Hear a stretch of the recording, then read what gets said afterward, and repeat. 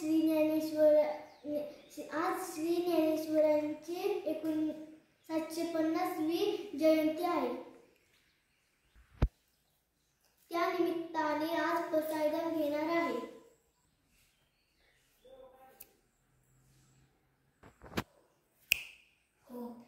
एक साथ पसायदान के लिए तैयार होंगे, तैयार हो. एक साथ पसायदान शुरू करेंगे, शुरू.